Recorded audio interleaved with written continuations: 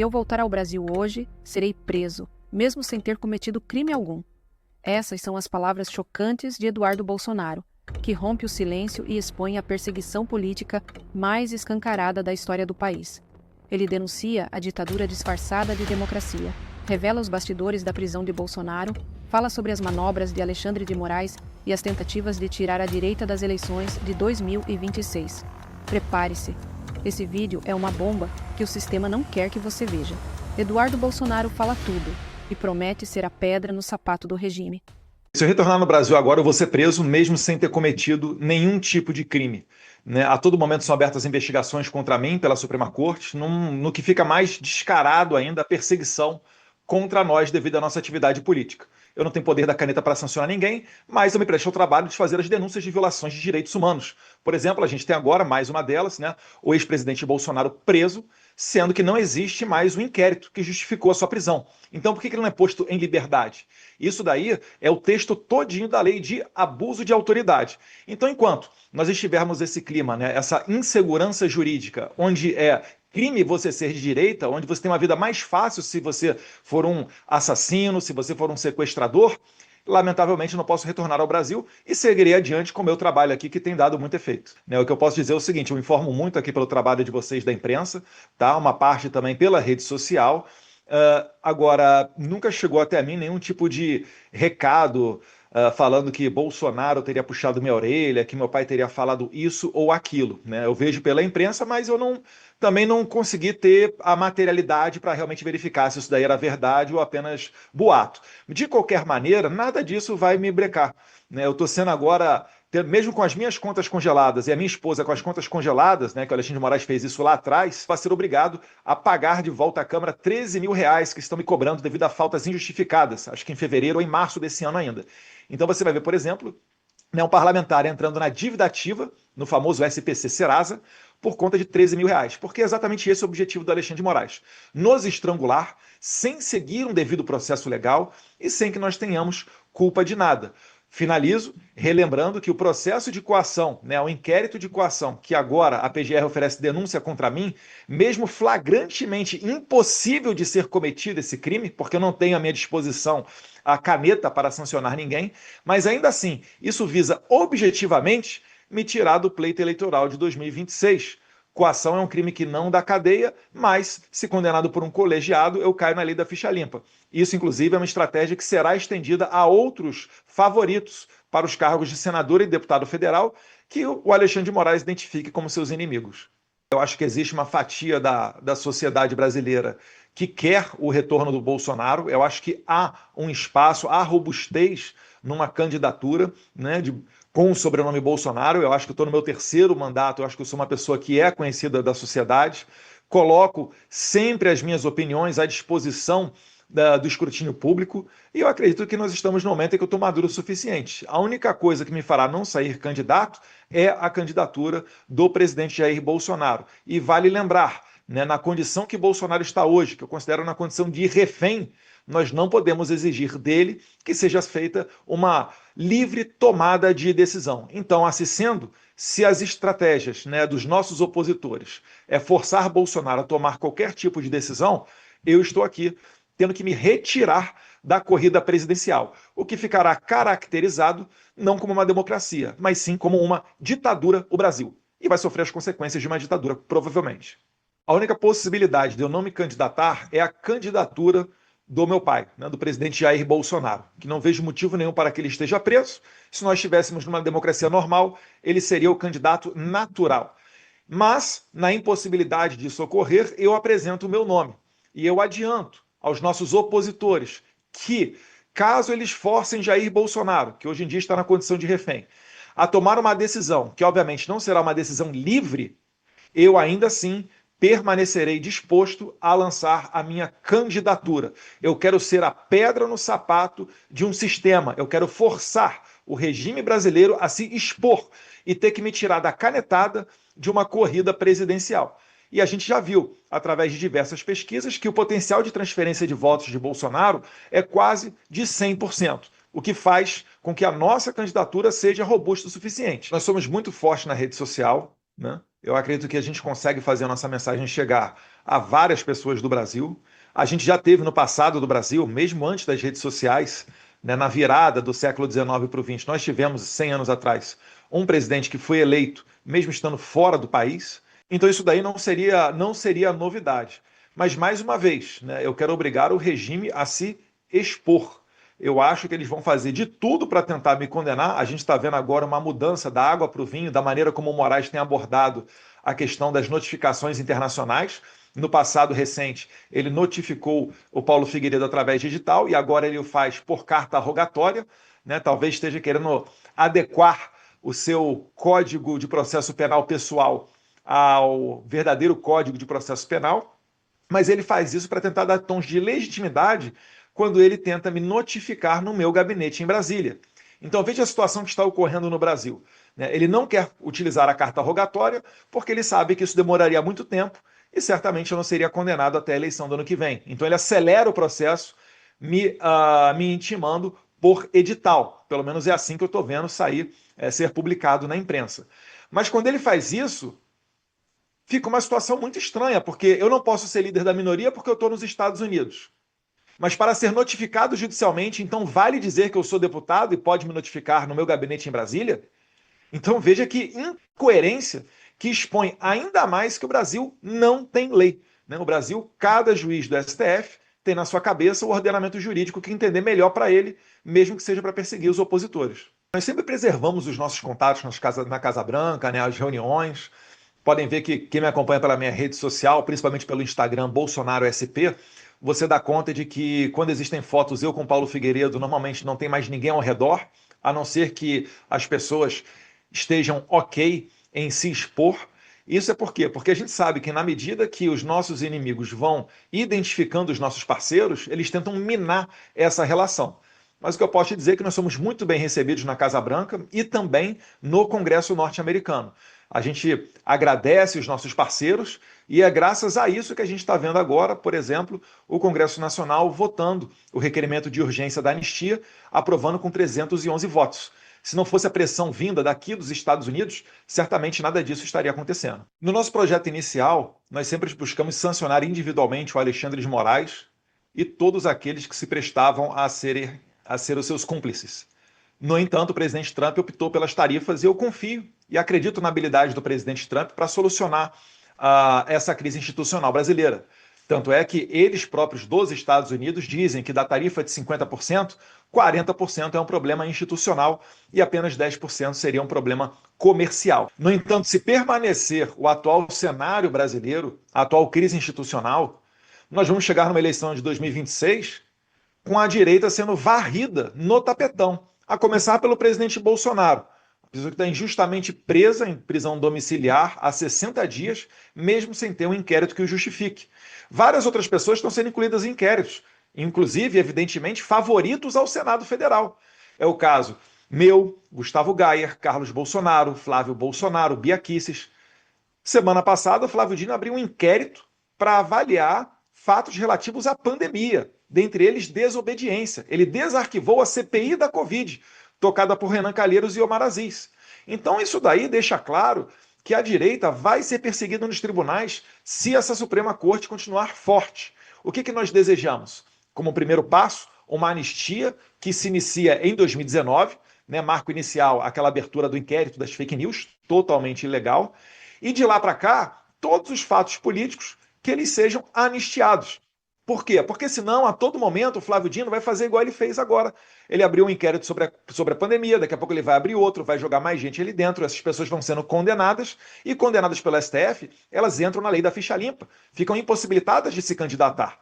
Então eu quero evitar isso, porque se nós chegarmos em 2026 com esse cenário, muitos países não irão reconhecer a eleição brasileira. O Brasil estará no mesmo nível da Venezuela, sem credibilidade alguma. E aí, se isso se verificar, nós sentiremos saudades dos tempos em que a tarifa era de, entre aspas, apenas 50%.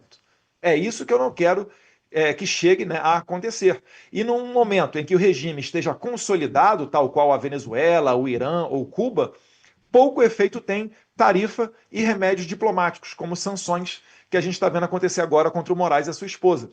Então, eu fico muito feliz que o presidente Trump e o secretário Marco Rubio e o secretário Scott Bessent, do Tesouro, tenham voltado as suas atenções para o Brasil antes que o regime se consolide.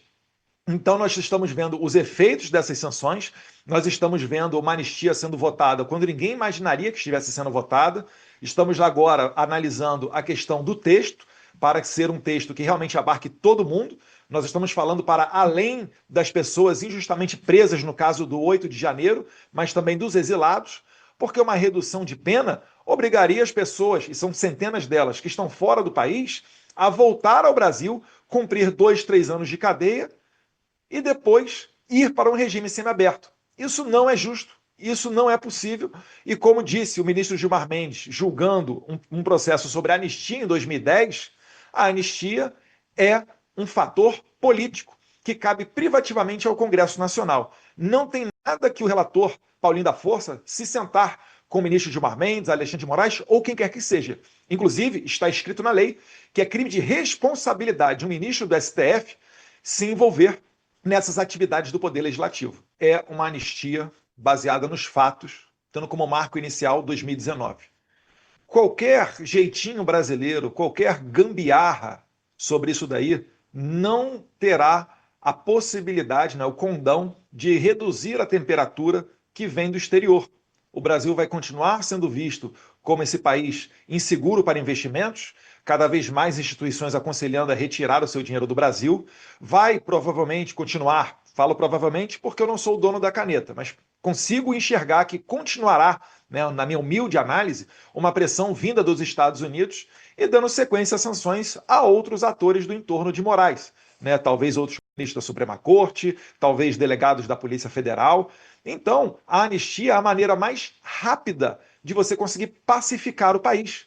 Não é a maneira desejável, porque se fosse por justiça, as pessoas que estão presas pelo 8 de janeiro e demais perseguidos pelo Moraes deveriam estar livres, e o Moraes preso pelo seu notório abuso de autoridade. Mas ainda assim, nós toleramos a anistia porque nós entendemos ser o caminho mais rápido para pacificar o Brasil. Redução de pena poderia ter sido feita pelo próprio STF nesse julgamento ilegal com relação à tentativa de golpe, que a gente chama de golpe da Disney. E não foi. O Congresso legisla sobre anistia e não na medição, na dosimetria das penas. Não conversei com o deputado Paulinho da Força, mas diversos parlamentares que eu converso do PL chegam até ele e conseguem levar o recado. O deputado, o nosso próprio líder, Sóstenes, Carol Detone, Zucco, Marcos Polon, Mário Frias, dentre outros. Inclusive, a própria Associação dos Familiares das Vítimas do 8 de janeiro, a ASFAV, declarou em nota que mais de 80% dos familiares e presos do 8 de janeiro, que conseguiram opinar nessa pesquisa, são a favor de uma anistia ampla, geral e restrita. Qualquer outra possibilidade, redução de pena, dosimetria, ou seja lá o nome que seja dado, eles preferem negar. São pessoas de coragem que estão dispostas a fazer o certo. Relembro, os perseguidos pelo Alexandre de Moraes são muito mais do que apenas, entre aspas, os envolvidos no 8 de janeiro. Chegando esse momento de eleição, os pré-candidatos cada vez mais se expondo, as pessoas vão conhecer cada um deles. Eu falei sobre fatos numa entrevista anterior para um outro veículo de comunicação. Me aponte um secretário, por exemplo, bolsonarista do governo Tarcísio. Houve dificuldade para me responder. E, na verdade, eu não consigo identificar absolutamente nenhum. Agora, ligados ao PSOL e ao PT, nós temos pessoas ali que, sim, estão ligadas ao PSOL e ao PT. Então, tudo depende da maneira como você deseja conduzir uma eventual futura presidência da República. Se você for conduzir achando que dá para dialogar, eu acho que isso é uma perda de tempo. Porque nós já tentamos dialogar anteriormente. Cito aqui como apenas um exemplo, a famosa Carta do Temer após o 7 de setembro de 2022.